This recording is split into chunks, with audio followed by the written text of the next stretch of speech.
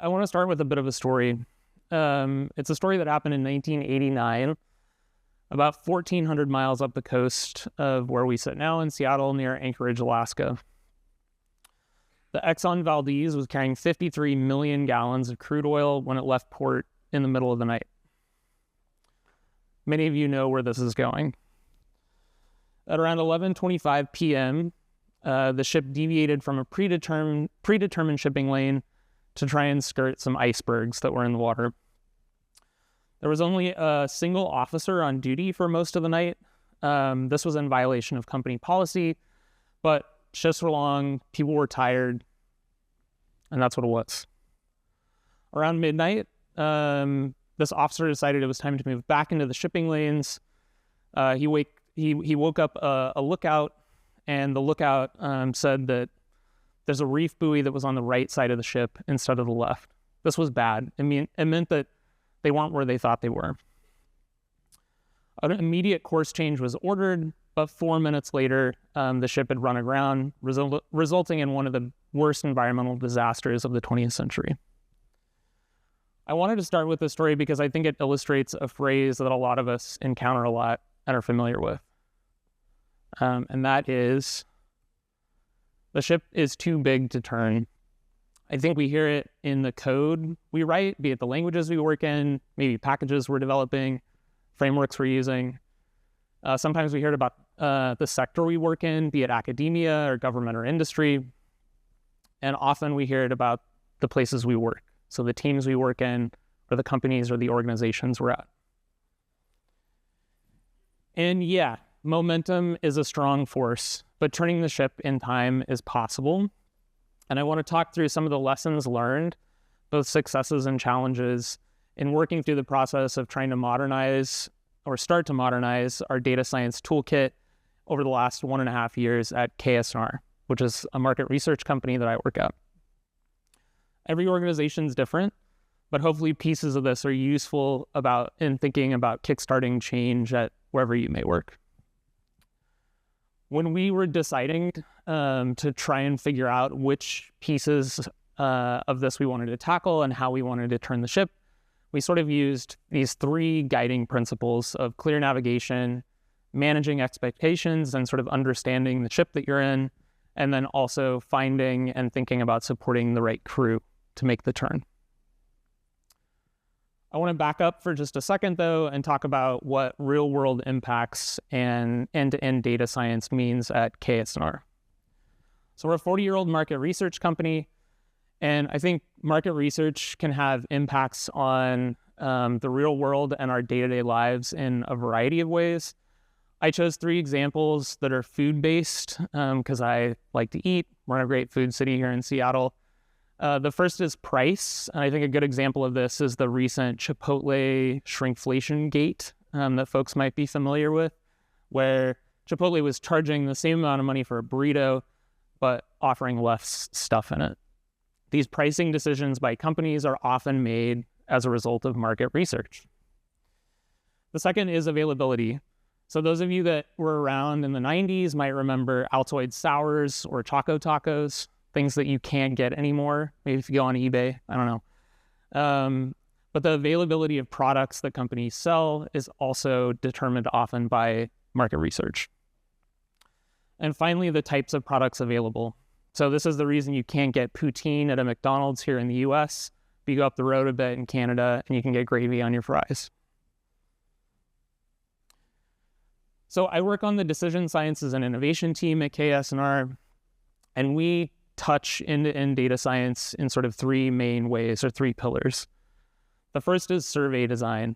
So this is how we collect our data, and it involves components like web development, data wrangling pipelines, the language of the web, and also experimental design. Analytics is sort of our bread and butter. We develop statistical models and simulations for our client. We run market research specific analyses, so things like conjoint and segmentation, and also more traditional data science analyses, so the folks may be familiar with, like A/B testing. We also touch the reporting side of things at KS&R, mostly through data visualization, creating summary data for our reporting teams to use, and also a variety of web applications, mostly in Shiny, that allow our clients to interactively sort of work with and understand the data that we've collected in the surveys and the simulations and the models that we've built. DSI also has a variety of internal initiatives that spans these areas, so things like automation, code-based refactoring and updates, and AI initiatives. So back to turning the ship. I came on at KS&R about 1.5 years ago, and I think one of the things we talked about when we were defining my job responsibilities and what the plan was for the next year was thinking about the areas that we wanted to turn the ship in, but also why we're trying to modernize the toolkit at KS&R. And I think those whys fall into 3 main buckets. The first is that statistical rigor doesn't always equal optimized code, right? KS&R has a foundation of really building strong math behind our data analyses over the 40 years that the company's been in existence. But things have changed, right? And we can now optimize code for a lot of different things. So for speed, for understandability and modularity. And so that was one of the big sort of reasons why we want to try and upgrade things. The second is that we offer data products that are software. A lot of that are the Shiny apps that we develop, but also automated reports as well. And we can apply some basic but modern software development practices to improve the consistency and the functionality of those products. And finally, the evolution of the field. Things have just changed, right? Things have changed a lot in 40 years, period. Things have changed a lot in data science over the last decade and the languages that we work in. There are a lot of new tools to bring to bear that can help us generate better work. So back to our guiding principles. We'll start with clear navigation. For us, finding clear navigation was made up of 3 parts. The first is identifying strengths and then figuring out ways to amplify them. The second is identifying weaknesses, patching the big holes, and understanding where on sort of the trade-off axis projects are. And lastly, trying to understand our audience. And often for that, it was our internal team. For us, that's an organization that uses different languages and tools to do the work that we do, and a lot of embedded processes and history that come along with that. For each of these guiding principles, I want to provide a short case study that sort of dives in a little bit on how we applied them. The first is our migration to GitHub. So this happened right when I came on board or shortly thereafter, and we decided this was a high priority thing to try and work on. So we identified some strengths on our team. The team had a great history of collaboration and communication. We had good IT support. We identified a really, I think, big hole that we wanted to patch, which is this unsustainable version control that was going on. That might work great for Word documents and PowerPoints, or maybe just work okay for those, but does not work for multiple Shiny apps. But we needed to think of our audience. DSI, our team had a lot of skills, has a lot of skills, but they were mostly unfamiliar with GitHub. So I think this migration has ongoing challenges and successes. Setup took time. We had to write documentation.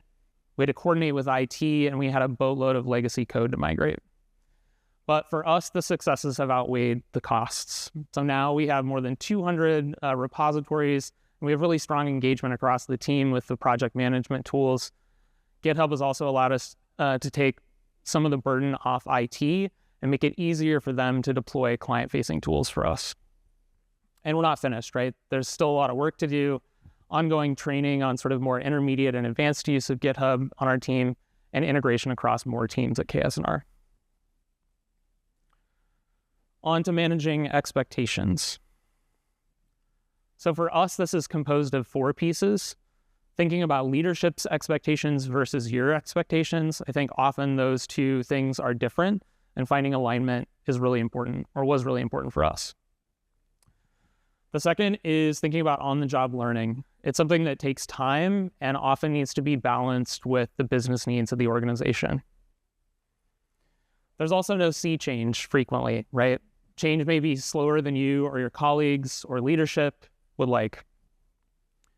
And finally, developing a strong business case is something that's been really successful for us. So having multiple people in the company and multiple levels being able to understand the benefits of the change that you're trying to initiate. So this is an example of something I was really excited to try and change when I first came on board, and that is an entrenched data pipeline at KS&R. So often we'll take that survey data from a platform we use, it gets manually migrated to in-house storage. We have some folks that do some data wrangling in SPSS. We have some folks that do some more data wrangling in Excel, and eventually we come up with summarized data that gets used in reporting. I was really excited to change this initially and move to R, an open source language with benefits that I think most folks in this room know and understand, and also leverage some of our API use to pull the data live from our survey platform. To me, there were really clear benefits to this modification, but there were also risks and complications. So this pipeline had a bunch of existing processes and automation attached to it, and they were really mature. They're processes that have been going on at the company for a really long time. And there's a lot of business reliance on those processes. And it's really important that they operate quickly and efficiently and correctly. So I think that the business case for this was solid, but maybe a little misguided. And I think that once we had some conversations internally and applied some of those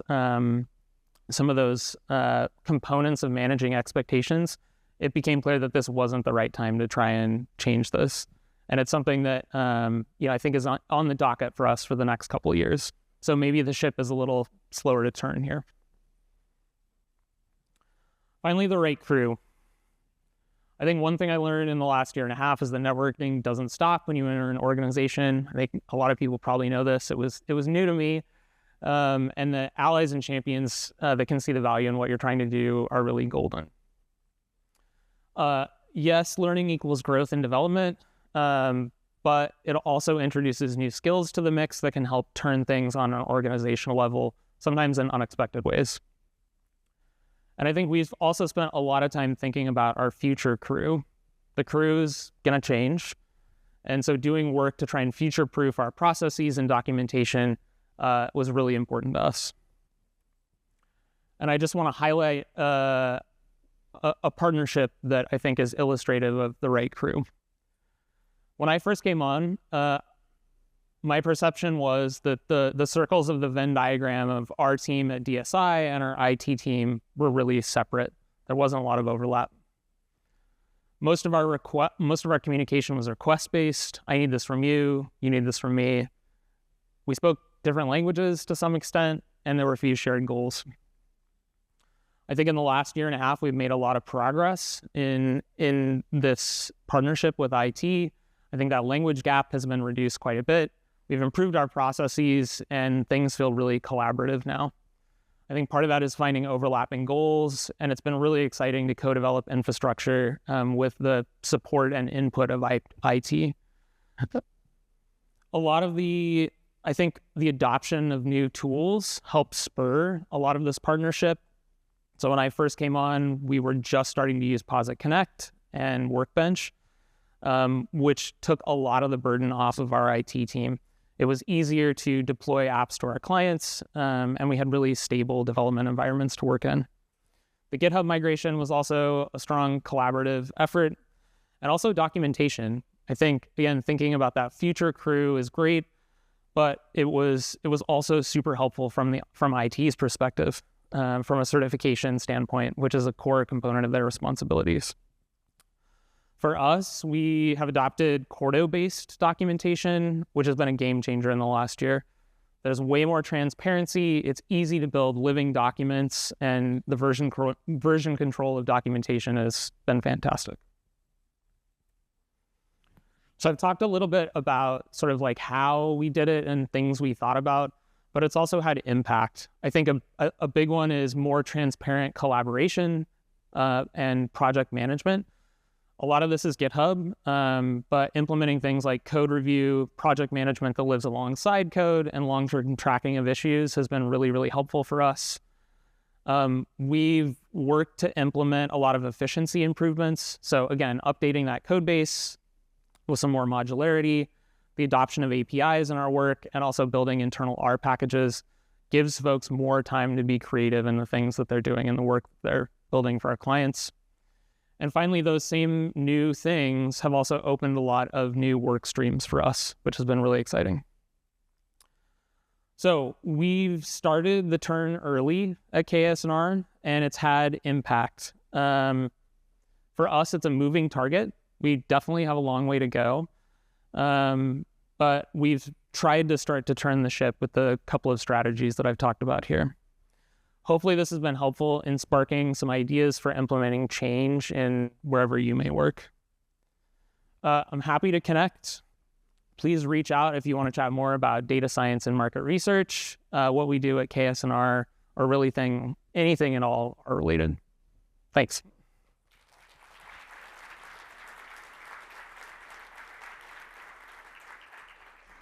All right, so we have a couple of questions from Slido. Great. The first one is, data science isn't the same as software engineering. Do you have any tips or techniques for doing test-driven development when working with data?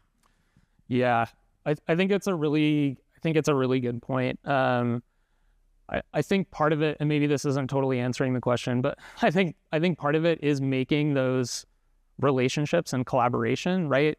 I think it's really hard to be good at everything. And so finding folks that are good at the software development, are willing to work with you and sort of help implement that at your organization, I think is the best strategy. I think there's also, a variety of really good tools, particularly in the R ecosystem that I'm more familiar with in doing sort of more test-driven work. So things like TestStat and yeah. All right.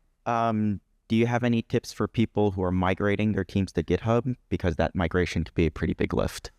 Yeah, I think for us, training was really huge, and sort of making sure we were building in enough time to do that training effectively.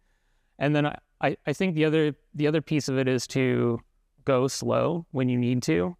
So work slowly on things that maybe are not high stakes at first to move. So you can work out all the kinks when you get to the important stuff. Great. Where do you host your Quarto documents? Is it on GitHub Pages, or where do you do it internally? Yeah, we had some debate. That's a really good question. We had some debate on this. And the code base for a given process document in Quarto lives on GitHub, so people can add issues and modify it dynamically. Ultimately, the end documents that get rendered live in a Teams folder on our organization. So it's somebody's job, right, to, when there are updates, update that HTML file in the Teams folder. And that's just following sort of, years of history about where things are expected to live in the company. All right. I think we have time for one more. Give me a second.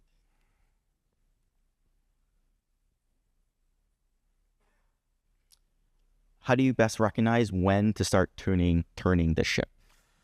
Yeah, I think it's really hard, right? And not to lean into the metaphor too hard, but like they didn't know it was too late to turn until it was too late to turn, right? So I think that like thinking about that second part about expectations is really important, and understanding your ship and sort of how agile you need to turn, how agile your ship and how able your team is to turn is part of it.